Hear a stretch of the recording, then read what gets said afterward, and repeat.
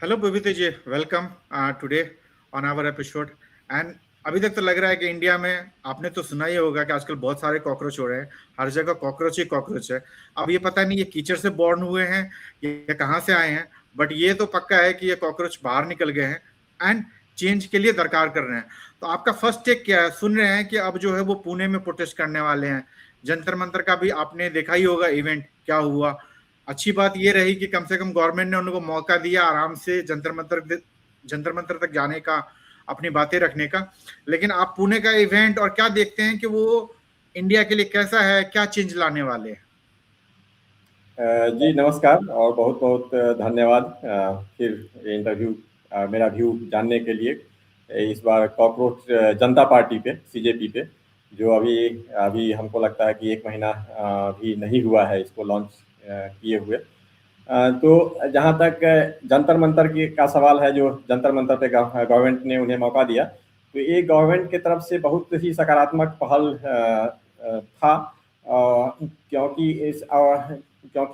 ये लोग ये समझ रहे थे कि जिस तरह से कॉकरोच जनता पार्टी को पॉपुलैरिटी मिल रही थी या मिली है, जो कुछ ही दिनों में करीब 2 करोड़ से ऊपर इनको फॉलोअर मिला, तो इससे कोई भी सरकार चिंता में पड़ जाती और सोचती और इसे एक नकारात्मक रवैया अपनाती, जो इसे अनुमति नहीं देने का, धरना प्रदर्शन का, कि ये बड़ा विकराल रूप ले लेगा।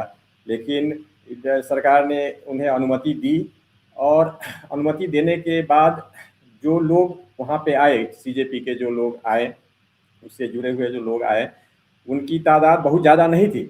लेकिन हाँ, कोई बहुत कम भी संख्या नहीं था। लोगों को दिल्ली में वैसे भी खासकर जंतर मंतर पे अगर कोई धरना प्रदर्शन होता है तो पूरा देश का नज़र उस पर रहता है। तो लोगों के जानकारी में, लोगों के जहन में तो एक ये बात आ गई है कि जो हाँ, कोई एक पार्टी है, एक प्लेटफॉर्म है जो ये आवाज़ उठा रही है।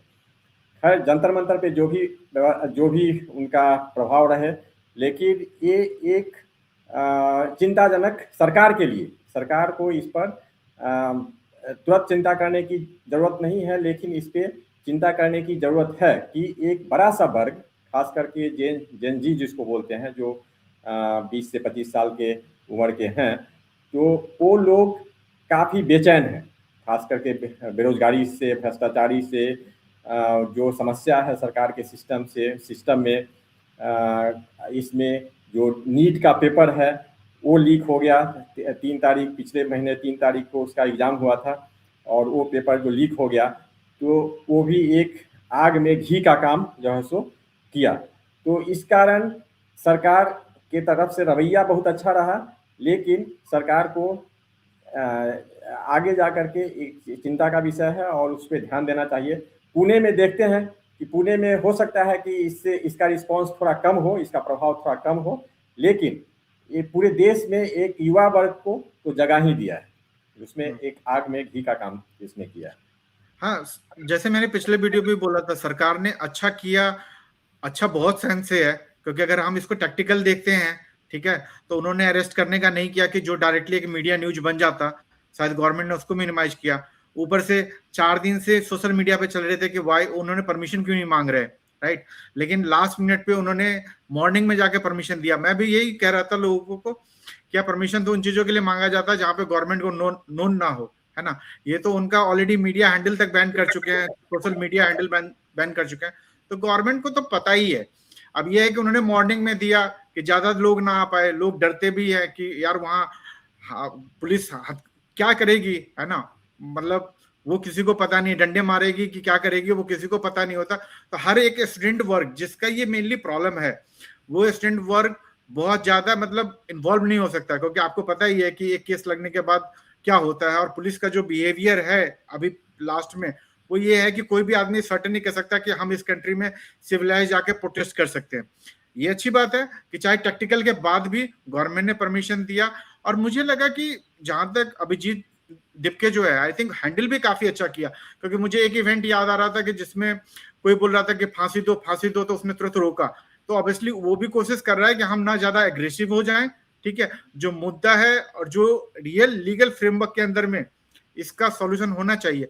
तो गवर्नमेंट को तो मुझे ये कहना है कि गवर्नमेंट को ज्यादा सीजेपी से वरीड होने से आइडली तो उनको वरीड इन चीजों पे होना चाहिए कि यार हम ये नीट लीक क्यों नहीं कर रहे, क्योंकि तो पूरे इंडिया को बर्बाद कर देंगे।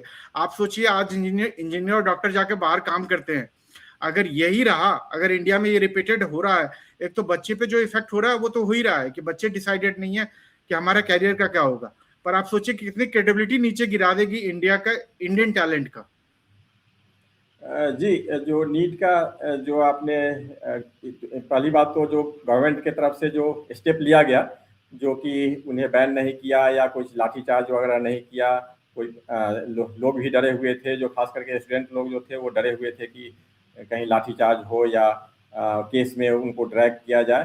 तो ये सब होने से, ये सब निगेटिविटी होने से ऐसे इवेंट को मीडिया कवरेज ज़्यादा मिलती है, तो वो फिर सरकार के लिए घातक हो जाती है। वो एक बड़ा दूसरी जो अपोजिशन पार्टी है वो भी ज्वाइन कर लेती है और एक बड़ा लॉ एंड ऑर्डर प्रॉब्लम हो जाता है। और जो मूवमेंट करने वाले होते हैं उनको इनडायरेक्टली इनफैक्ट उससे फायदा होता है, उनको पब्लिसिटी ज़्यादा मिलती है। तो ये अच्छा स्टेप रहा गवर्नमेंट की तरफ से। हमें लगता है कि गवर्नमेंट काफ़ी कॉन्फिडेंट है कि जो लोगों को भरोसा है गवर्नमेंट पे।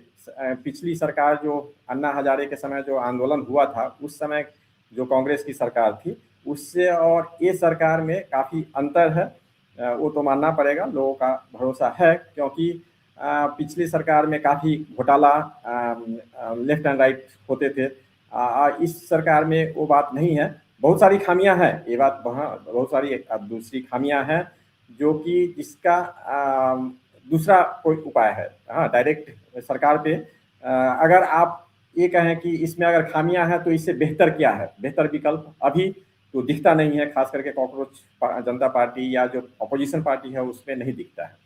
तो ये एक बात रही, तो सरकार की तरफ से काफ़ी सराहनीय कदम रहा और उसको फायदा भी मिलेगा। दूसरी बात कि जो नीट का है, नीट का पेपर जो लीक है, तो इंडिया एक बहुत बड़ा कंट्री है। मान लीजिए कि आप यूरोपियन बहुत सारे कंट्री को मिला करके, हाँ, जो बहुत सारे कंट्री जो है सो यहाँ पे स्टेट से छोटा है, इस तरह का। तो इतनी बड़ी व्यवस्था है, लीक होना ये बहुत कॉमन है। हम पिछले जब हम लोग थे, इंजीनियरिंग किए थे, तो उस समय भी अफवाह होता था या कुछ एक दो घटना घटती थी कि किसी एग्जाम का पेपर लीक हो जाता था। तो कोई भी एक वीकेस्ट लिंक अगर ब्रेक हो जाए तो पूरे चेन को ये फेलियर कर देता है, पूरे सिस्टम को फेलियर कर देता है। तो इसका सही उपाय ये कि जो कोई भी सिस्टम आ जाए, हमें नहीं लगता कि कोई गारंटी दे देगा कि हाँ इसमें लीक नहीं होगा। हाँ, वो स्कोप, हाँ वो स्कोप कहीं ना कहीं रहता ही है। बात ये है कि आप सरकार का इन्वॉल्वमेंट, सरकार उस पर क्या कदम उठाती है, फिर उसे कैसे रोकती है। और इससे भी ज़्यादा मैं पिछले या पहले कई इंटरव्यू में बोला हूँ कि जो शिक्षा व्यवस्था है, जो शिक्षा प्रणाली है, उसमें सुधार की ज़रूरत है। और सुधार का मतलब है कि उसका जो पाठ्यक्रम है, जो सिलेबस है, उसको रिविजिट करें। हमने बाहर से ब्रिटिश अमेरिकन सिस्टम को, संविधान को, बहुत सारे रूल्स रेगुलेशंस को तो फॉलो किया है, एजुकेशन सिस्टम को भी लोग बोलते हैं कि जो फॉलो किया है, लेकिन दोनों में हम यहाँ यूएई में जो देखते हैं, जैसे कि जो ब्रिटिश सिस्टम है या यहाँ पे जो अमेरिकन सिस्टम है, उसमें और इंडियन सिस्टम में आकाश पाताल का अंतर है। तो हम ऐसा सिस्टम बनाएं, ऐसा पाठ्यक्रम बनाएं जो जिसमें कि अगर बच्चे को बुक दे भी दिया जाए कि ले लो बुक लेकर के तुम एग्जाम दो, तब भी जब तक उसको एनालिटिकल स्किल, उस विषय वस्तु की समझ नहीं रहेगी, तब तक वो जो है सो चोरी चीटिंग नहीं कर पाए। दूसरा कि जो जितना मार्किंग सिस्टम है, कि समझिए कि जो नीट में करीब 20 से 24-25 लाख जो है सो बच्चे उसमें शामिल हुए। मान लीजिए कि अगर उस दिन किसी बच्चे की तबीयत खराब हो जाती है, किसी के साथ कोई घटना घट जाती है, किसी के फैमिली में कुछ हो जाता है, अगर वो अपियर नहीं होता है या देर से अपियर हो जाता है, तो क्या एक दिन उसके पूरे कैरियर को डिसाइड करेगा? हाँ, एक मान लीजिए कि 5 ही लड़का हो, हाँ 1% ही लड़का हो, कम से कम, हाँ 1 से कम ही % लड़का हो, तो क्या उस बच्चे का भविष्य एक दिन के एग्जाम पे निर्भर करेगा? नहीं। उसका जो बैकग्राउंड है, उसका जो पर्सनालिटी है या उसका जो नॉलेज है, वो पिछले कई सालों के मेहनत से बना है। हाँ, उस सब का समावेश होना चाहिए। और वो कैसे होगा? तो जैसे मान लीजिए कि ग्रेड 1 से या ग्रेड 7 से, मिडिल स्कूल से या हाई स्कूल से, जो भी उसका कंट्रीब्यूशन है स्कूल में, जो स्कूल में जा रहा है, स्कूल में वो अटेंडेंस है, स्कूल में जो एक्स्ट्रा करिकुलर एक्टिविटीज है, जो इसको पिछला जो परीक्षा है उसका जो मार्क्स है, उस सब का एक समावेश, एक नया सिस्टम बनाया जाए, ताकि इस तरह की कम्प्लेक्सिटी को जो है सो हटाया जाए। बच्चे अभी क्या होता है कि जो अगर 1 मिनट के लिए कि अटेंडेंस पे अगर मार्किंग किया जाए, अगर 30% वेटेज अगर अटेंडेंस को दिया जाए, तो इससे क्या होगा कि स्कूल में उपस्थिति बढ़ेगी, बच्चे जो है सो आउट ऑफ स्कूल नहीं रहेंगे। बच्चे अभी क्या करते हैं, ये जग जाहिर है कि स्कूल छोड़ के कोटा चले जाते हैं, बिहार के बच्चे पटना चले जाते हैं, स्कूल में नाम का एडमिशन रहता है और वो कोचिंग में जो है सो दिन रात एक करके काफ़ी प्रेशर कर अंडर ट्रेमेंडस प्रेशर गार्जियन से, वहाँ के पीयर से, वहाँ की कोचिंग जो स्टाफ होते हैं, टीचर होते हैं, उनसे काफ़ी प्रेशर में वो जीते हैं। उनका अगर वो वैसे वैसे बच्चे अगर कम्पीट भी कर जाते हैं तो उनका साइकोलॉजिकल सोशल डेवलपमेंट नहीं हुआ होता है, वो फिर बाद में एक अच्छा नागरिक नहीं बन पाते हैं। डॉक्टर तो बन जाते हैं लेकिन अच्छा एक नागरिक नहीं बन पाते हैं। तो चलिए, इस सब इस पे ध्यान देने की जरूरत है। हाँ, आपने बहुत अच्छा बात बताया है ना, एजुकेशन ऑब्वियसली, और ये डिबेटेबल है। बट क्वेश्चन ये है कि क्या हमने डेमोक्रेसी में कभी ये डिबेट पार्लियामेंट में देखा है? सेकंड बात, क्योंकि अगर हमारे शिक्षा मंत्री हैं, अगर ये डिबेट अगर आज तक नहीं कर पाए पार्लियामेंट के अंदर में, इसी बात पे उनको रिजाइन नहीं कर देना चाहिए।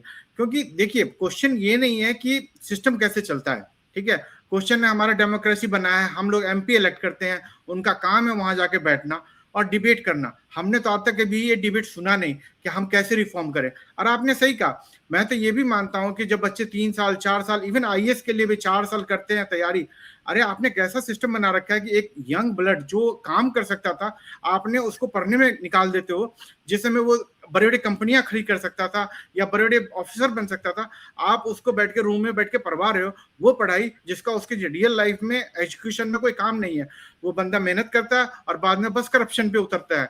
क्यों? क्योंकि सिस्टम ने उसको इतना पतार दिया।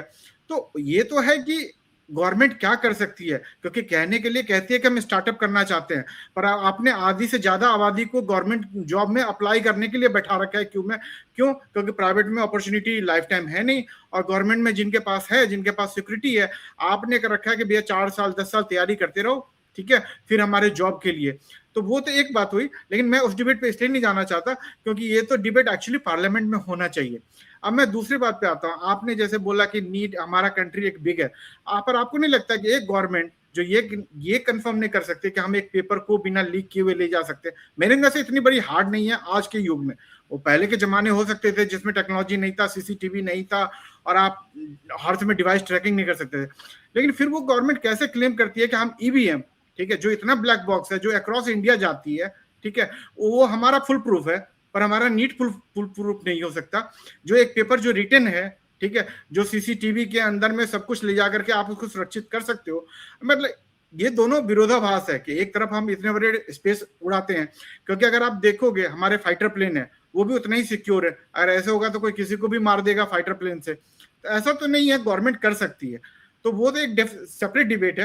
एंड आई थिंक सीजेपी भी यही डिमांड कर रहा है, क्योंकि भैया आप फेल हो चुके हो, आपने ये प्रूफ कर लिया कि आपसे एक एग्जाम नहीं, एग्जाम बाय एग्जाम, है ना।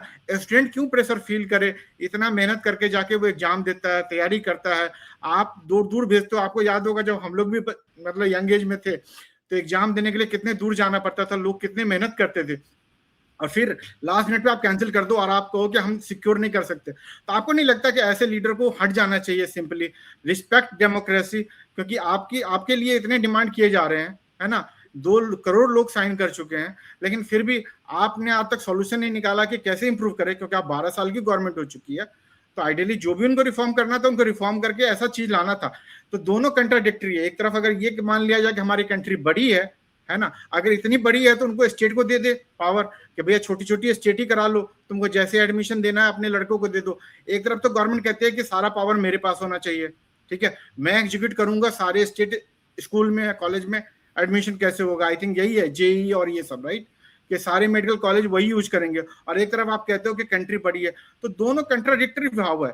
पर मैं मानता हूं दोनों तरह तकलीफें हो सकती है, पर यही काम पार्लियामेंट में डिस्कस होना चाहिए, और ऐसे लीडरों को वहां जाना चाहिए जो ये डिस्कस करे, ना कि राहुल क्या है, मोदी क्या है, और इन चीजों पे पूरा डिबेट चलता रहे।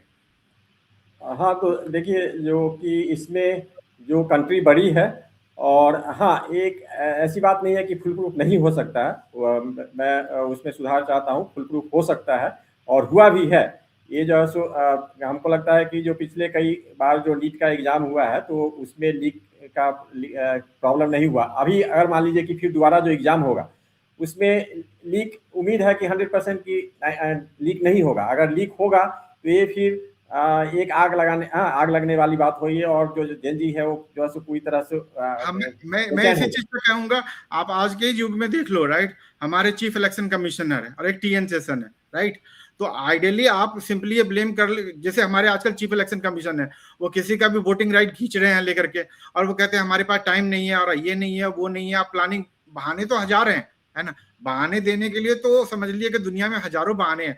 और वही एक टीएन सेशन था उस युग में जब कंप्यूटर नहीं था, जब सीसीटीवी नहीं था, लोगों के पास फोन नहीं था, फिर भी उन्होंने एम्फेसिस करके दिखाया, और आज तक लोग रिगार्ड करते हैं। तो आइडियली हम किसी लीडर को इस तरह बाईपास तो नहीं करने देंगे एक्सक्यूज देके। अगर एक्सक्यूज है तो आपका टेन्योर काफी हो चुका है ना, आई थिंक सीजेपी का उस करस्पॉन्डिंग में डिमांड तो सही लगता है। इसमें हम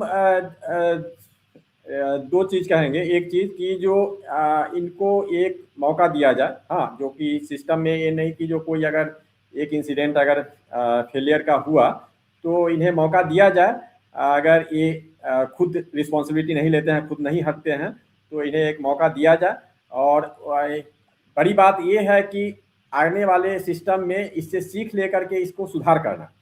अगर नहीं होता है, ये कंटिन्यू होता है, तो इसका मतलब है कि ये हैंडल नहीं कर पा रहे हैं इस चीज़ को, तब इन्हें जो है सो इस्तीफा दे देना चाहिए, और तब किसी दूसरे काबिल व्यक्ति को, हाँ, व्यवस्थापक को, व्यवस्था में बदलाव आना चाहिए, न कि मुझे है कि जो व्यवस्थापक में, हाँ, व्यवस्थापक से अगर व्यवस्था प्रभावित है तो व्यवस्थापक को बदलना है। लेकिन हाँ, नहीं, इस बात पे मैं जोड़ना चाहता हूँ, मैं गवर्नमेंट को कोई एक्सक्यूज नहीं देना चाहता हूँ, इसलिए मैं उस बात पे वापस आ रहा हूँ।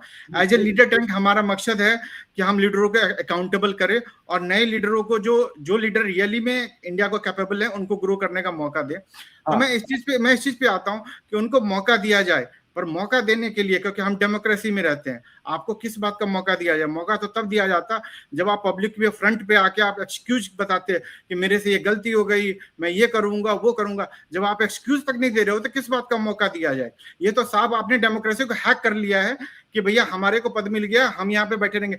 आपने एक भी एमपी को पूछा नहीं होगा, बीजेपी एमपी जो एजुकेशन मिनिस्टर और मोदी से क्वेश्चन पूछ रहे हैं, जब हम डेमोक्रेसी में रहते हैं तो हर एमपी का हक था, है ना, कि वो अपना स्टेटमेंट जारी करे, वो अपने एजुकेशन मिनिस्टर और पीएम से मांग करे कि आप इस पे स्टेटमेंट जारी करो, कैसे हुआ, क्या हुआ, और आप क्या करोगे कि नहीं इंश्योर करेगा। अदरवाइज तो ये डेमोक्रेसी अंडर द कारपेट है। आपने अभी तक स्टेटमेंट जारी नहीं किया, आपने सॉरी नहीं बोला पब्लिक को, इतने बच्चे मर गए, जिन बच्चे के मर गए उनके फैमिली पे क्या गुजर रही होगी, और वो तो मर गए जो आत्महत्या कर लिए, जो बच्चे उस जस्ट नीचे होंगे, अपने पेरेंट का फेस देख करके रुक गए होंगे कि नहीं नहीं चलो एक बार और चांस देते हैं, आप उन पेरेंटों को अभी तक आपने एक्सप्लेन तक नहीं किया। ठीक है, तो मुझे लगता है कि डेमोक्रेसी में सिंपली एक मौका मांग लेना तो इनफ नहीं होना चाहिए। नहीं, ठीक है, इस बात से तो मैं सहमत हूँ कि उन्हें जो हेड ऑफ जो डिपार्टमेंट है, जो एजुकेशन मिनिस्टर है, जो धर्मेंद्र प्रधान जी, तो उनको गवर्नमेंट की तरफ से एक स्टेटमेंट आना चाहिए कि इस माने किस कारण से, हाँ, क्यों लीक हुआ, आगे वो क्या करने जा रहे हैं, ताकि लोगों का भरोसा उन पे बना रहे और आगे फिर ये चीज़ दोबारा नहीं होगा। और अगर दोबारा हुआ तो फिर वो क्या करेंगे, इसमें बदलाव करेंगे, शिक्षा व्यवस्था में बदलाव करेंगे। जैसे मैं अभी बताया कि पूरा शिक्षा प्रणाली में ही बदलाव होना चाहिए। मैं ये जो अभी तक जो आपने बताया था कि जो क्या ये शिक्षा प्रणाली में व्यवस्था में बदलाव के लिए कभी पार्लियामेंट में बहस हुआ है? नहीं हुआ है। सभी सरकार अभी तक जो भी आई है वो अपना 5 साल गुजारना चाहती है, या फिर उस 5 को 10-15 करना चाहती है। वो हाँ और हाँ, मैं इसी बात पे रोकना चाहता हूँ इस जगह पे, इसलिए क्योंकि आप 5 और 10 साल और 47 तो आप कर सकते हो कि हम इंडिया 2047 में कहाँ होगा, कितने एक्सक्यूज आपको दिए जाए। और सेकंड चीज, आपने देखा होगा कि जब भी कुछ इवेंट होता है राइट, तो गवर्नमेंट तुरंत अपना पार्लियामेंट सेशन बुला लेती है। जब नीट में इतना बड़ा घोटाला हो गया, लोग बच्चे मर रहे हैं, एक सीजेपी जिसको 2 करोड़ लोग समझौता दे चुके हैं, मतलब उनके एग्री हो चुके हैं कि यार रिजाइन करना चाहिए, है ना। आपको केवल स्टेटमेंट देने से क्या होगा, आपको उन पेरेंटों को बुलाना पड़ेगा, उनको फेस करना पड़ेगा, कि जो आपको सामने बैठा के एक्सप्लेन करना पड़ेगा कि हाँ मुझसे गलती हुई।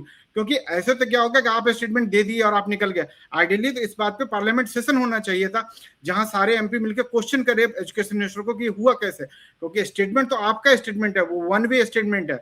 आप एक तो प्राइम मिनिस्टर हैं जो कभी प्रेस कॉन्फ्रेंस नहीं करते, है ना, वो क्वेश्चन भी लेना नहीं चाहते कि इस बात पे उनका क्या कहना है, ठीक है। और ऊपर से एजुकेशन मिनिस्टर है ना, पार्लियामेंट बैठता है, उनको अभी अपना कोई बिल पास करना है, अभी परिसीमन लगाना है, तो तुरंत पार्लियामेंट बैठ जाती है। पर यहाँ इतने करोड़ लड़कों को दिक्कतें हो रही है, सीबीएसई में हो रहा है, नीट में हुआ, है ना, और वो पार्लियामेंट नहीं बुलाते, एजुकेशन मिनिस्टर तो बॉदर भी नहीं करते। आइडियली उनको अभी तक 20 दिन में कम से कम 20 को प्रेस कॉन्फ्रेंस करना चाहिए, उन सारे स्टूडेंट लीडर जो इस बात को उठा रहे हैं उनको बुला के पब्लिक में एक्सप्लेन करना चाहिए। क्योंकि अकाउंटेबिलिटी तो चाहिए आज के युग में, जब लोगों के पास इंफॉर्मेशन एक्सेस है, आप सोशल मीडिया पे केवल ट्वीट कर देते हो, that is a one way communication. Public को देखना चाहिए, और आप पब्लिक से बात नहीं करना चाहते तो कम से कम पार्लियामेंट चला लो, एमपी को पूछने का हक दो कि एमपी पूछ सके क्वेश्चन। हाँ, इस बात से हम पूरी तरह सहमत हैं कि एक तो ठीक है प्रेस कॉन्फ्रेंस करके या पब्लिक स्टेटमेंट जारी करे, प्लस पार्लियामेंट में आकर के वो अपना इस पर बहस करे, और जिससे कि पूरा देश जो है सो का विश्वास हो, जो वर्तमान जो शिक्षा मंत्री है या वर्तमान जो सरकार है उस पर विश्वास हो कि ये ठीक है, जो गलती हुई है, एक सिस्टम में गलती होती है उसको, लेकिन मुख्य बात है कि उसमें आप फिर दोबारा गलती नहीं हो, इसमें सुधार करें और दोबारा गलती नहीं हो, रिपीट नहीं हो। तो इससे लोगों का विश्वास, इससे भी लोगों का विश्वास बढ़ता है, बशर्ते कि अगर रिजाइन कर दें और फिर दूसरा रिजाइन कर दें जो कि सीजेपी की मांग है, और दूसरा अगर मिनिस्टर आए तो क्या गारंटी है कि वो फिर नहीं होगा। तो व्यवस्थापक के साथ साथ व्यवस्था में परिवर्तन, और व्यवस्था में परिवर्तन वो मेरा जो विचार है, जो मेरी राय है कि व्यवस्था में परिवर्तन हो। और आपको जानकारी के लिए, आपको यह जानकारी होगी भी, हमने पिछले सप्ताह कहीं पे देखा ऐसे न्यूज में, वो ज़्यादा पब्लिश तो नहीं हुआ, कि प्रधानमंत्री जी नरेंद्र मोदी जी ने वो जो है सो जो टॉप लीडर्स हैं या जो ब्यूरोक्रेट्स हैं उनके साथ बैठक करके कुछ शिक्षा व्यवस्था पर, शिक्षा प्रणाली पे, और मुख्यमंत्री स्टेट के मुख्यमंत्री से भी उन्होंने राय विचार किया है। अब क्या हुआ है उसका इंटरनल प्रोसेसिंग, उसको ज़मीन पे उतारने में क्या दिक्कत होगी, कब तक होगी, ये पब्लिक में नहीं है, लेकिन उन्होंने संज्ञान लिया है। हाँ, इस बात पे मैं रोकना चाहता हूँ, क्योंकि एज ए लीडर टैंक हम क्रिटिकल होना चाहते हैं, है ना, लीडरों के लिए। तो इसी बात पे कहते हैं कि ये क्या व्यवस्था इंडिया में बन चुकी है। एक तो पहले पार्टी सिस्टम है जहां लीडर ग्रो नहीं करते। आइडियली तो पीएम को अकाउंटेबल लेना चाहिए खुद, और उनको खुद रिजाइन करना चाहिए कि हमारे कारण इतने बच्चे मर गए।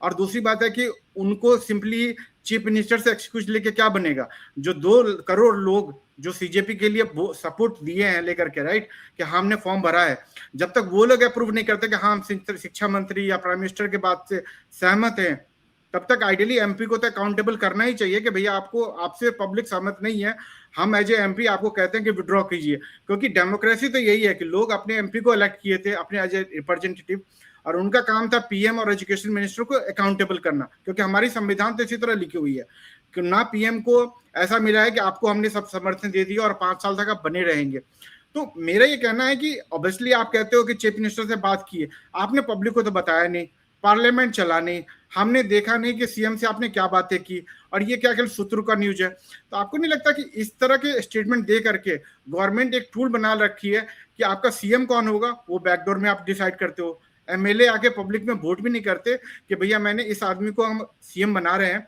और मेरा ये रीजन है सपोर्ट करने के लिए, ये एजुकेशन एक्सपर्ट हैं, ये इस चीज के एक्सपर्ट हैं, ये विदेश के एक्सपर्ट है, इसलिए मैं इनको सपोर्ट देता हूँ। ऐसा तो होता नहीं है कि आपने किसी आदमी को पीएम क्यों बनाया। अभी बिहार के सम्राट चौधरी अगर बन गए सीएम, उनको सारे एमएलए ने क्यों इलेक्ट किया? एक तो पहले आपने ये बैकडोर में कर लिया है, ठीक है। और जब आप फंस जाते हो तो आप कहते हो हमें एक और चांस दो, और जबकि आप पब्लिक में और विधानसभा में डिबेट भी नहीं करना चाहते। तो आपको नहीं लगता कि इस तरह हमारे इंडिया की डेमोक्रेसी किल हो रही है, कि जो सिस्टम है वो डेमोक्रेसी रह नहीं जाएगी? हाँ, इससे मैं बिल्कुल सहमत हूँ। तो मैं पहले भी बोला था कि हाँ, उन्हें स्टेटमेंट जारी करना चाहिए, उन्हें प्रेस कॉन्फ्रेंस करना चाहिए, रेगुलरली अपडेट करना चाहिए कि क्या हो रहा है, क्या सरकार उस पर क्या कार्रवाई कर रही है, क्या अगला कदम उठा रही है। और साथ साथ जो पार्लियामेंट में भी इस पे डिस्कशन करना चाहिए, और सरकार जो है सो जवाब दे, शिक्षा मंत्री खास करके विशेष करके उस पर जवाब दे और अपडेट करे पार्लियामेंट को और पूरे देश को कि वो इसका क्या कारण हुआ, वो कारण पता चला या नहीं चला, उस पर क्या कार्रवाई की जा रही है, प्लस हाँ आगे वो क्या स्टेप ले रही है जिससे कि फिर ये ऐसी घटना दोबारा नहीं हो, बच्चे सफ़र नहीं करें। हाँ, ये एक लीक, ये एक बहुत सीरियस मैटर है, सीरियस मैटर है। मेरी एक भतीजी है, वो भी नीट का एग्ज़ाम दी, और जब हम सुने कि वो कैंसिल हो गया है तो हम खुद काफ़ी फ्रस्ट्रेट हो करके बोले कि जो इससे लाखों बच्चों और लाखों परिवार अफेक्टेड होता है, कि जो दोषी हो उसको कड़ी से कड़ी सज़ा दी जाए, ताकि फिर कोई हिम्मत नहीं करे कि इस तरह की घटना काम करे। तो क्या सरकार जो दोषी है उसको पकड़ने में सफल हो रही है, उस तक पहुंची है कि नहीं पहुंची है? अगर नहीं पहुंची है, अगर नहीं पहुंचेगी, नहीं पहुंच पाएगी, तो ये घटना फिर दोबारा होगी। वो लोग फिर हिम्मत करेंगे कि अरे सरकार कोई टूल्स इनके पास है नहीं जिससे कि हमको पकड़ ले, तो वो फिर हिम्मत करेंगे। अगर उन पे पहुंच जाती है सरकार, तो फिर ऐसी घटना, ऐसे काम करने का कोई दोबारा हिम्मत नहीं करेगा।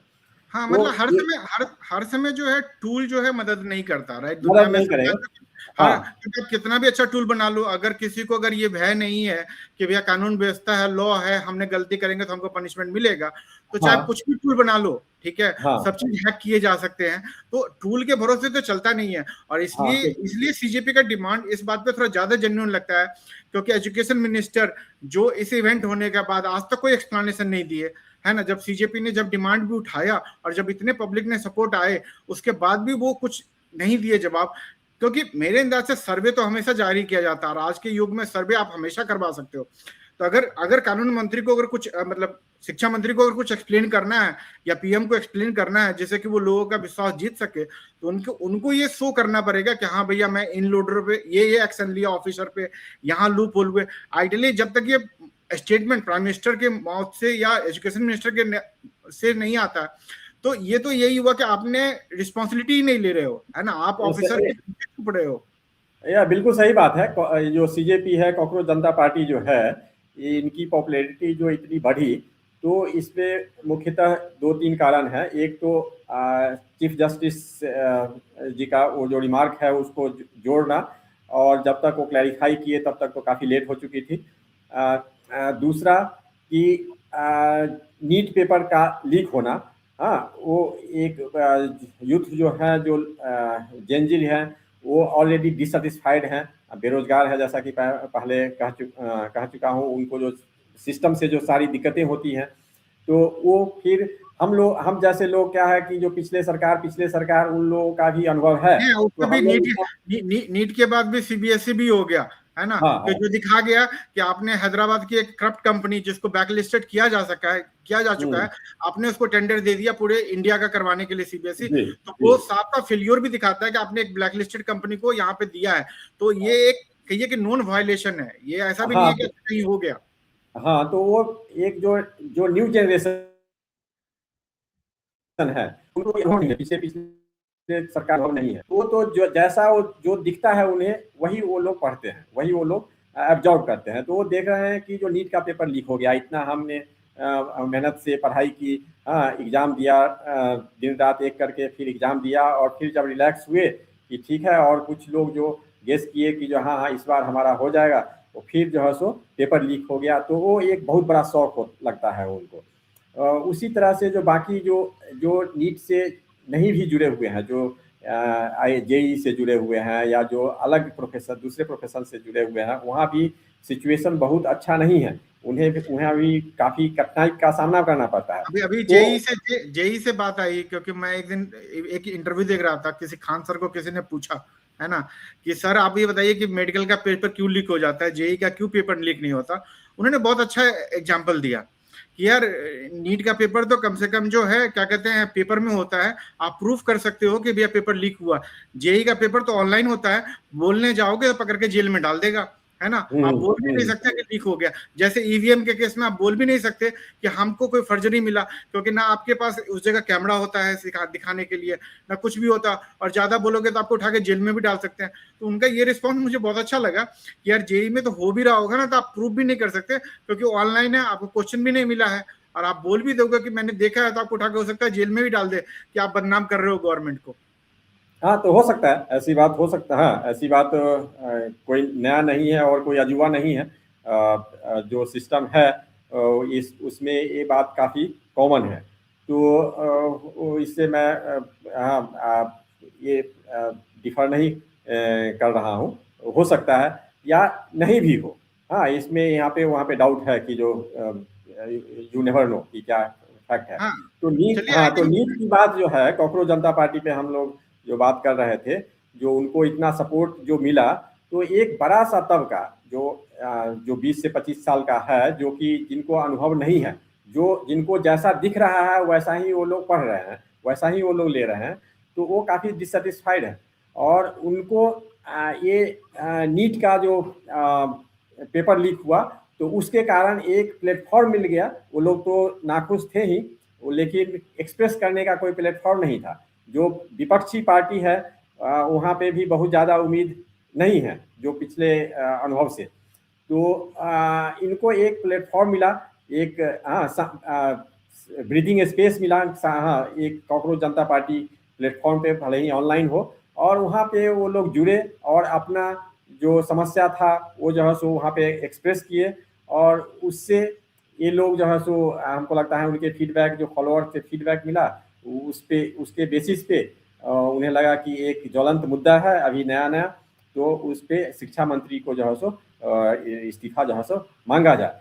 तो मैं कॉकरोच जनता पार्टी से इस बात पर सहमत हूँ, जो इनका जो फॉलोअर है उस बात से सहमत हूँ, जो हाँ अकाउंटेबिलिटी ले, रिस्पॉन्सिबिलिटी ले। और उस पर मेरा केवल एक डिफरेंस है कि वो व्यवस्था में बदलाव लाए। व्यवस्थापक को बदल देने से मुझे विश्वास नहीं है कि जो व्यवस्था बदल जाएगी। व्यवस्था देखिए, मैं ये हाँ मानता हूँ कि देखिए, मैं ये मानता हूँ, मेरा ये मानना है, क्योंकि अगर आप प्राइवेट कंपनी में भी देखेंगे, जब भी एक्सक्यूज होता है ना, तो डायरेक्टर को ये नहीं पूछा जाता है कि कौन किया, दे जस्ट फाइंड आउट कि किसकी लीडरशिप के अंदर में वो और वो बंदे जाते हैं। तो मेरे अंदाज से, क्योंकि आप अगर व्यवस्था पे छोड़ेंगे तो व्यवस्था तो इतनी कॉम्प्लेक्स है ना, कि वो आपको 47 तक आपको घुमा सकते हैं कि आज मैंने ये हाँ व्यवस्था बनाया, कल वो मैंने वो व्यवस्था बनाया। आइडियली जब लीडर चूज किए जाते हैं तो आपको दिया जाता है वो व्यवस्था बनाने के लिए, और आपका व्यवस्था फेल हो चुका है, तो एज ए लीडर आपको जाना चाहिए।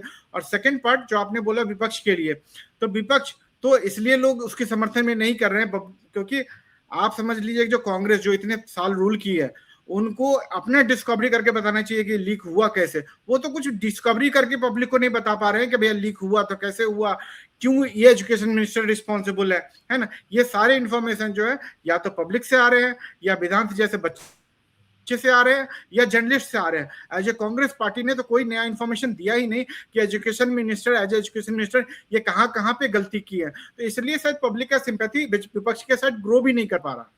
बिल्कुल सही। तो कॉकरोच जनता पार्टी का जो ग्रो होना, हाँ, इतने कम समय में इतना ज़्यादा फॉलोअर होना, ये एक विपक्ष की कमजोरी के कारण भी है।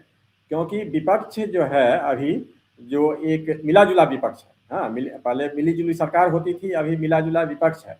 जो इंडिया ब्लॉक है उसमें खुद में काफ़ी डिफरेंसेस है। और कमोबेश सारी पार्टियां का जो भ्रष्टाचार से कहीं ना कहीं वो लिंक है।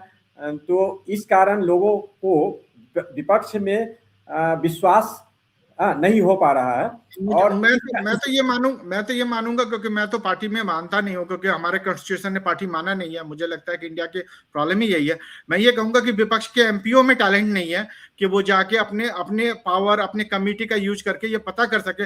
आइडियली तो उनको कमिटी करके अभी तक सारे जितने एनडीए के मेंबर थे, है ना, उन सारे को पार्लियामेंट में बुला लेना चाहिए कि आप आके यहाँ एक्सप्लेनेशन दो। जैसे यूएस में होता है कि जैसे ही होता है सेनेट बुला लेते हैं लेकर के कि सारे कंपनी, सारे ऑफिसर आप आके यहाँ एक्सप्लेनेशन दो कि ये हुआ कैसे। तो आइडियली देखोगे तो विपक्ष तो अपनी कमिटी तक फॉर्म नहीं कर पा रही है। तो किस मुद्दे पे वो जनता से मांग रही है?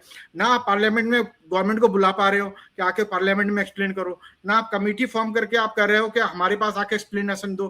तो आप तो कुछ कर नहीं पा रहे हो। बट मैं coming back on CJP, obviously look like CJP पहली बार तो जंतर मंतर में की, और आई थिंक अब उनका टारगेट लग रहा है कि वो हर यूनिवर्सिटी जाना चाहती है जहां नए लीडर ग्रो करते हैं, जहां स्टूडेंट लीडर फॉर्म करते हैं। आई थिंक वो वही प्लेटफॉर्म के पास जा रही है कि क्योंकि अगर दिल्ली में कुछ भी अगर भीड़ आई तो वो I think JNU, Delhi university, जो इनके स्टूडेंट मूवमेंट है वो लोग आए। नॉर्मल पब्लिक तो आते नहीं है, और नॉर्मल बच्चे भी डरते हैं, और बाहर वाले को तो आने का मौका भी नहीं दिया गवर्नमेंट ने, क्योंकि परमिशन ही मॉर्निंग में दिया। तो आई थिंक वो अभी ये शायद इस चीज पे वापस जा रहे हैं कि हम सारे यूनिवर्सिटी विजिट करें। आई मे बी वो वहीं पे अपने सीजीपी के लिए लीडर भी ढूंढ रहे हो, कौन जानता है कि उन स्टूडेंट लीडर में ही वो अपने लीडर ढूंढ रहे हो। लेकिन आई थिंक वो वहीं पे है जहां पे मूवमेंट खड़ा हो सकता है उनके लिए, क्योंकि वो वही है जो न्यू लीडर बॉर्न होंगे। आपका इस चीज पे क्या, उनका उनका जो नेक्स्ट मूव है उसके बारे में आपको क्या लगता है? वो किधर जाएंगे, क्या होगा, और उसका आउटकम कैसे आप देखते हैं? तो नहीं, जैसे पहले आपने कहा कि अभी दिल्ली के बाद ये पुणे में ये करना, पुणे यूनिवर्सिटी जा रहे हैं, जलसों का आयोजन करने जा रहे हैं। तो पुणे मुझे लग रहा है कि चूंकि जो फाउंडर हैं मिस्टर अभिजीत, तो उनका बर्थ प्लेस है, और हमको लगता है कि वहीं से उन्होंने पढ़ाई लिखाई की है, तो वो एक कारण होगा पुणे से शुरू करना। ऐसे भी कहा जाता है कि शायद महाराष्ट्र का एजुकेशन हब जो है वो पुणे ही है। पुणे है, हाँ, बहुत। तो बॉम्बे और पुणे, मुंबई और पुणे, ये दोनों जगह एक ऐसा जगह है जहाँ से पब्लिसिटी, जहाँ पे लोगों का फोकस रहता है। तो वहाँ पे करने पे ये बहुत बड़ा, बहुत इम्पोर्टेंट इनका जो प्रोग्राम होगा, एक काफ़ी इम्पोर्टेंट होगा। और इस पे ये कितना सक्सेस करेगी, कितना आगे बढ़ेगी, हाँ, ये निर्भर करता है। अगर पुणे का प्रोग्राम जो, अगर उनको सपोर्ट मिलता है वहाँ पे, उनका बर्थ प्लेस और उनका कार्य क्षेत्र होने के कारण अगर उनको सपोर्ट मिलता है, अच्छा सपोर्ट अगर वो गार्नर कर लेते हैं, तो इसका फ्यूचर रहेगा। फिर ये अलग अलग यूनिवर्सिटी में जाकर, अलग अलग शहरों में जाकर के ये मूवमेंट जारी रख सकते हैं, और इसको सफलता मिल सकती है। क्योंकि एक बहुत बड़ा तबका जो 25 के अंदर का है, जो 20s में है, हाँ, वो नाखुश है। जैसे आप नेपाल में देखे, बांग्लादेश में देखे, तो उसी तरह से नाखुश है। चलिए, मैं तो ये कहूंगा कि कम से कम अभिजीत दीपके ये बोलते हैं कि हमें बांग्लादेश और नेपाल से कंपेयर मत करो, है ना, क्योंकि गवर्नमेंट हमेशा कंपेयर करना चाहती है। तो लास्ट क्वेश्चन जो मेरा होगा, है ना, ऑब्वियसली अभिजीत दीपके ने अभी तक एक सप्ताह से तो ऑनलाइन मूवमेंट चला रहे थे। आई डोंट नो आपने उनके इंटरव्यू देखे हैं या नहीं देखे हैं। अभी जंतर मंतर भी हो चुका है। As a just a leader, ठीक है, आप उनको कैसे मानते हैं कि क्या वो रियली इंडिया के नए उभरते हुए लीडर हो सकते हैं, जिनको इंडिया को दरकार है कि नए नए लीडर आए और जो नए नए आइडिया लेके आए और इम्प्लीमेंटेशन करने का दम रखे? तो आपको क्या लगता है कि वो गवर्नमेंट से डरे नहीं, यूएस से इंडिया वापस आ गए, राइट, एंड 20 घंटे के जर्नी के बाद जंतर मंतर पे जाके प्रोटेस्ट कर देना, वो भी एक बहुत बड़ी कमिटमेंट दिखाती है कि जहां डे एंड नाइट का डिफरेंस है उसके बाद भी। एंड मुझे जो आपने उनका जंतर मंतर पे कंडक्ट देखा और जो उसके बाद उन्होंने इंटरव्यू दिया, तो as a leader, just as a leader from a leader tank, right, हम उनको आपको पूछना चाहते हैं कि आप उनको रेट कितना करेंगे आउट ऑफ 10? देखिए, मैं उनका जो मैं इंटरव्यू देखा हूँ कई सारे चैनल पे, और अपने देश के चैनल पे या बाहर के चैनल पे, फ्रांस, ऑस्ट्रेलिया, बाकी बीबीसी वगैरह, इस सब पे भी मैं उनका इंटरव्यू देखा हूँ। वो काफ़ी बैलेंस बोलते हैं, और जो उनका एज है, हाँ, उससे काफ़ी मैच्योर है। ऑब्वियसली उन आम आदमी पार्टी से वो जुड़े रहे 2-3 साल, वहाँ पे उनको एक्सपोजर मिला। फिर यूएस में जा कर के उनकी पढ़ाई लिखाई हुई है, तो वो झलकता है। लेकिन मैच्योरिटी में अभी कमी है, परिपक्वता जो एक लीडर की होने चाहिए, जो भारत जैसे देश या किसी भी देश को जो लीड करे, कुछ लोगों को अपने साथ लेकर चले, उसमें अभी थोड़ा और वक्त लगेगा, थोड़ा काम करना पड़ेगा उनको। जो उनका जो खास करके जो मैं 5 पॉइंट एजेंडा देखा, जो एक जो जज को राज्यसभा में मनोनीत नहीं किया जाए रिटायरमेंट के बाद, फिर इस्तीफा था, फिर 50% reservation for women. I think ये भी था कि अगर अगर क्या कहते हैं कि अगर किसी आदमी का जो जेन्युइन आदमी का वोट कट जाए तो इलेक्शन कमीशन को यूएपीए लगा दो, जो सब पे गवर्नमेंट लगाती है। हाँ।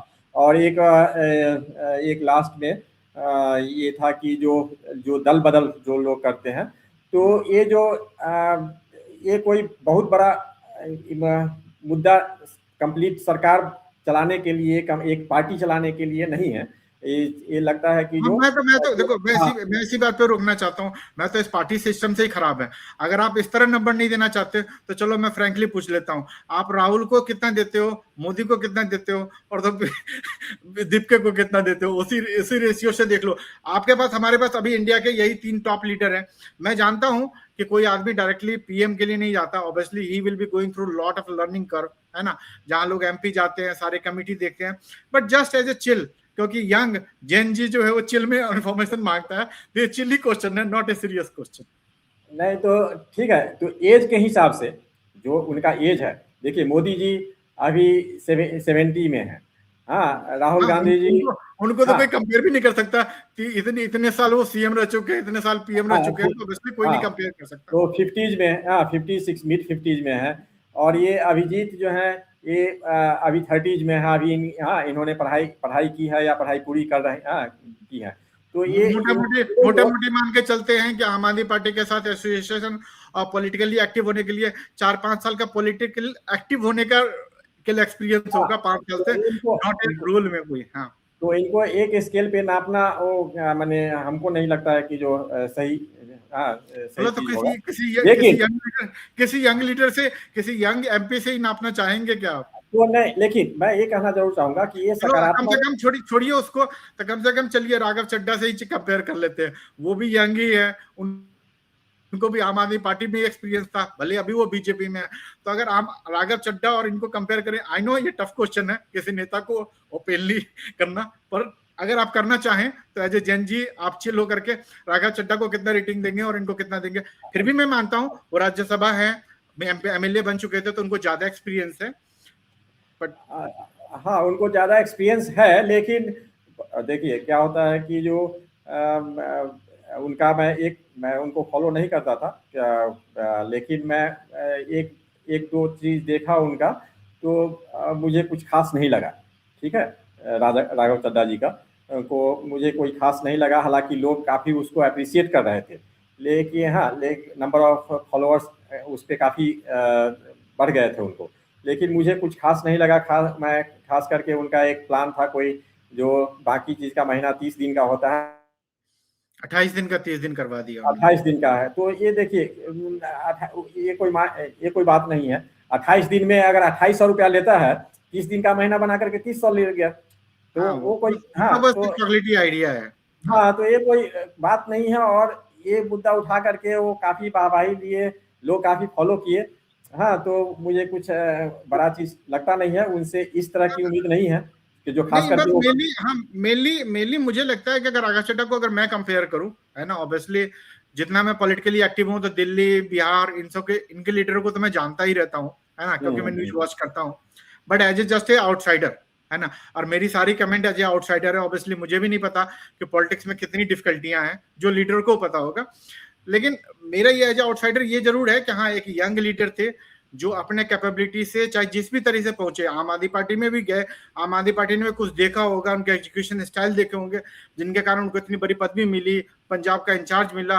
और जब आप उनको राज्यसभा में भी जाके बोलते देखोगे, चाहे वो मुद्दा ऑब्वियसली चॉकलेटी ही था, कौन उनको बीजेपी प्रमोट करवा रही थी या क्या करवा रही थी, पर वो चॉकलेटी मुद्दे ही थे जिनको वो प्रमोट कर रहे थे। लेकिन as a new leader, as a young leader, obviously उनके पास स्पीक करने का था, जो एक एमपी का काम है कि जनता को कन्विंस कराना, कुछ नए आइडिया लेके आना। नए आइडिया तो ऑब्वियसली नहीं ला सकते हैं, क्योंकि उनके लिए अभी तक ऐसा कुछ दिखा नहीं।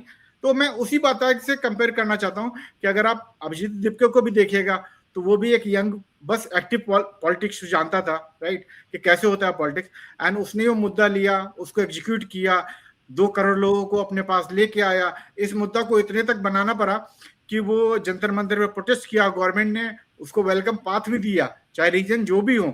वो तो 6 महीने 1 साल में पता चलेगा कि गवर्नमेंट के अपने टूल कहाँ पे थे। हाँ, तो राघव चड्ढा जी का वो काफी पॉलिश्ड लीडर है, काफी, हाँ, जो काफी नपे तुले बोलते हैं और इधर उधर की बात नहीं करते हैं। तो उस सब में तो हाँ, उनका 10/10 है, हाँ, जो अपीयरेंस है, जो प्रेजेंटेशन है, हाँ, तो झलकता है जो उनका एजुकेशन है बाहरी का। लेकिन वही मैं बोला हूँ, जो कंटेंट है, जो वहाँ पे जब बात आती है तो उसमें बहुत कमी आ जाती है। मैं हालांकि मैं बोला कि जो मुझे मैं क्षमा चाहूँगा कि मैं बहुत सारी चीज़ों को उनको फॉलो नहीं किया। हाँ, एक दो चीज़ जो काफ़ी जब रील्स आने लगे मोबाइल वगैरह पे तो मैं देखा, तो वो था कि जो 28 दिन का महीना क्यों है, 30 दिन का क्यों नहीं है। तो मुझे कोई खास लगा नहीं। वही बात है कि जो 28 दिन में 2800 लेगा और 30 दिन में 300 लेगा, तो क्या अंतर पड़ता है आम आदमी को, है कि नहीं? पोटेलकम कंपनी का तो एक अपना एक्सपेंस है, वो एक्सपेंस और उस पे प्रॉफिट जनरेट करती है। और किसी कंपनी का क्या रूल है, रेगुलेशंस है, आप उसको इंटरफेयर नहीं कर सकते हैं, वो उस कंपनी का है। अगर आपको है तो आप गवर्नमेंट में लाइए। हाँ, आप नहीं, उसमें भी जो प्रॉपर कंपटीशन है अभी इंडिया में कि हाँ, आप अगर अपना स्विच कर सकते हो। हाँ, मेनली तो ये है कि गवर्नमेंट पब्लिक को ऑप्शन होना चाहिए, ओपन ऑप्शन होना चाहिए कि जहां मूव करना, वो लॉ है मेनली। और जो सर्विस प्रोवाइडर है वो तो अपना बिजनेस चाहती है कंपटीशन में, या जो मोनोपोली जो मिलता है, जो जब भी उसको मौका मिलता है जितना पैसा वो पब्लिक से ले ले, हाँ, वो तो उसका बिजनेस है। चलिए, और आपने राघव चड्ढा को तो दिया, मैं खत्म करना चाहता हूँ। दीपके को आप देना चाहेंगे या नहीं अभी?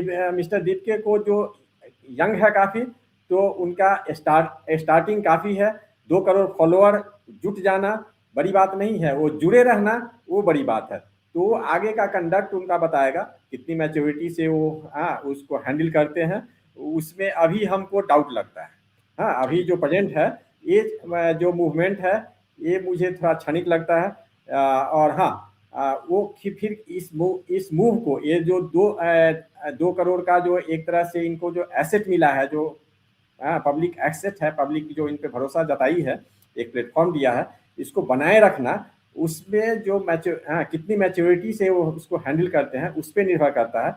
तो अभी हमको लगता है कि it is too early to rate him. तो इस बात पे मैं रैप करता हूँ। देखिए, मूवमेंट तो हमेशा क्षणिक ही होता है आते दुनिया में, और कोई भी अगर लंबा मूवमेंट चलता है तो वो तो कंट्री के लिए बहुत घातक ही होता है। मूवमेंट हमेशा क्षणिक ही होनी चाहिए। ओनली थिंग इज दैट इस मूवमेंट ने ऑलरेडी मेरे अंदाज से फ्यू लीडर तो दे दिए हैं। लीडर का मतलब वो होता है जो मेरे अंदाज से जो ऑलरेडी एक नोन फेस है, उसके आइडियाज नोन है पब्लिक को, and I think that is the first stage of leader. ठीक है, अब मोस्टली नेक्स्ट स्टेज होता है कि वो आगे कंडक्ट कैसे करते हैं। लोग तो ये भी कहेंगे फिर इलेक्शन लड़के देख लो, तो obviously leader need to go through many cycle.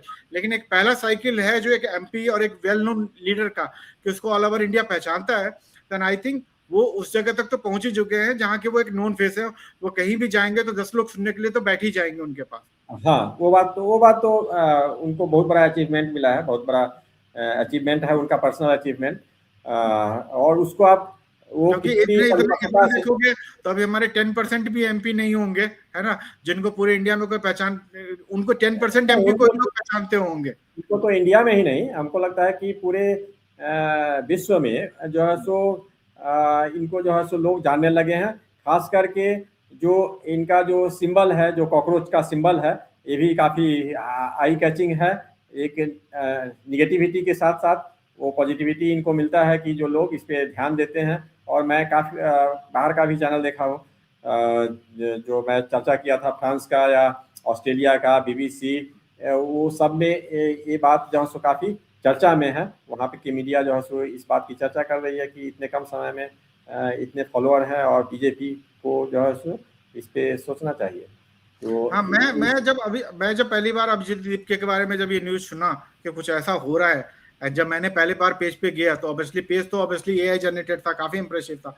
लेकिन जैसे ही मैंने पहला इंटरव्यू देखा, है ना, तो मुझे लगा ओ माय गॉड, ये एक बंदा है जो बहुत नपा तुला है। लेकिन ये होता है कि जिसको भी पॉपुलैरिटी मिलती है तो तुरंत वो बहक भी जाता है। जो टफ टाइम आती है गवर्नमेंट की तरफ से, जब आईबी और इन लोगों ने जब उन पर प्रेशर बनाते हैं तो बंदा कैसे रिएक्ट करता है, उस नेक्स्ट लेवल है।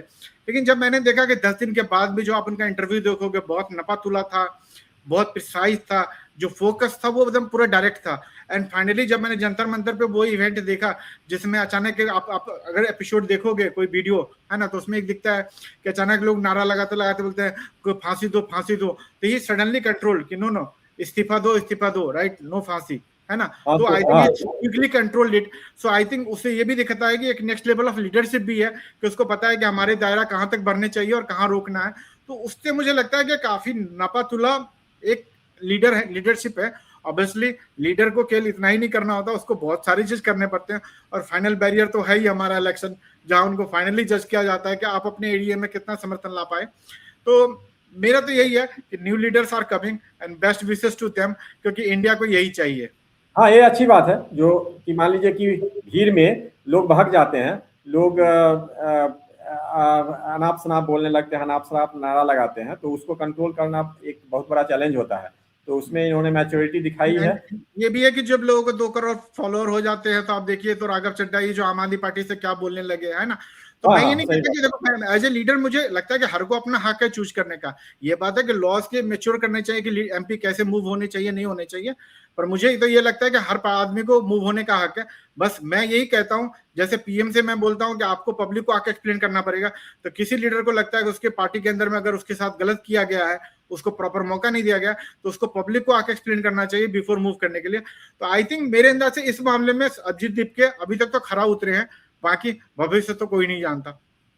उसमें जस्ट अब एक बात मैं ऐड करना चाह रहा हूं कि हम लोग लीडर पे जोर देते हैं कि लेकिन क्या होता है कि आप ये देखिएगा कि लीडर लोग स्टार्ट करते हैं वो अपना एक पॉजिटिविटी से। जैसे मोदी जी का ही आप 12 साल पहले का एक स्टेटमेंट देखिएगा कि उन्होंने बोला था कि पहले शौचालय फिर देवालय, ठीक है, कि मेरा धर्म पे, धर्म स्थान पे ये मेरा सेकेंड प्रायोरिटी रहेगा या लास्ट प्रायोरिटी होगा। शौचालय, पहले शौचालय मीन्स जो लाइवलीहुड है उस पर मेरा ध्यान, हाँ, वो मेरा प्रायोरिटी रहेगा। सबका साथ सबका विश्वास, हाँ, सबका साथ सबका विकास सबका विश्वास, तो ये इस नारा के साथ चले। लेकिन हाँ, इतना बड़ा पॉपुलेशन है जिससे सेटिस्फाई करना हमें लगता है कि जो हाँ, हर एक पार्टी और हर एक लीडर को दिक्कत आती है। और फिर प्रॉब्लम ये होता है कि नहीं, लेकिन इस बात पे मैं रोकना चाहूंगा, बहुत रोकना चाहूंगा। अगर कोई मोदी जी को इस बात का एक्सक्यूज देता है तो मैं नहीं मानता, क्योंकि वो इतने साल सीएम रह चुके थे, वो उसी मनमोहन सिंह को कटघरे पे खड़े करते थे, तो आप इस बात पे एक्सक्यूज लेके नहीं चल सकते। और मैं तो आपको बताऊं कि मैं मोदी जी का बहुत बड़ा फैन रहा नहीं, लेकिन जब मैं वो 2014 में इलेक्शन लड़ रहे थे ना, तो उन्होंने एक बात बोली थी जिस बात के लिए मैं कायल था उनका, कि अगर वो इतना भी कर दिए ना तो मैं तो मानूंगा कि एज ए पीएम उन्होंने सब कुछ डिलीवर कर दिया। उन्होंने कहा कि जितने भी एमपी और एमएलए पे केस है उस केस का निपटारा 1 साल में होगा, या तो वो जेल में होगा या बरी होगा। मैं कहा अगर वो इतना भी कर देते ना तो एज ए पीएम मैं मान लूंगा कि उन्होंने अपना पूरा टेन्योर कर दिया 5 साल का। तो आप सोचो इतनी छोटी सी बात है ना, अभी तो छोड़ो, वो सबको पकड़ के जेल में डालते हैं और हर समय बोलते रहते तुम करप्ट हो, लेकिन प्रूफ किसी पे नहीं कर पाते। तो मैं तो केवल इसी बात का उनका कायल था जब उन्होंने ये स्टेटमेंट दिया। मैंने कहा यार अगर एक एज ए इंडियन पीएम अगर इतना भी कर दिए, क्योंकि जो कि मिनिमलिस्टिक है, 543 तो एमपी हैं, उनके केस को आप चाहो तो 1 साल में निपटा सकते ही हो। तो मैं तो उसी बात पे कहा कि उतना काफी है।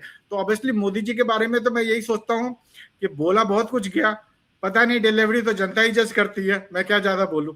हाँ, वो तो जितना उन्होंने बोला वो अब जो भी कारण हो तो उसमें तो काफी बदलाव आया है। हाँ, जो पहले देवालय फिर पहले शौचालय फिर देवालय, अब वो दूसरे टर्म आते आते वो पहले देवालय और फिर शौचालय हो गया, जो कि पहले था। अब तो फाइनली 2047 हो गया। So thank you Vibhuti ji, I think nice talking. Video ज्यादा लंबा होता जा रहा है तो हम फिर बात करेंगे आपको। And welcome for coming today. So अच्छी बात रही एंड होपफुली पब्लिक एंजॉय करेंगे।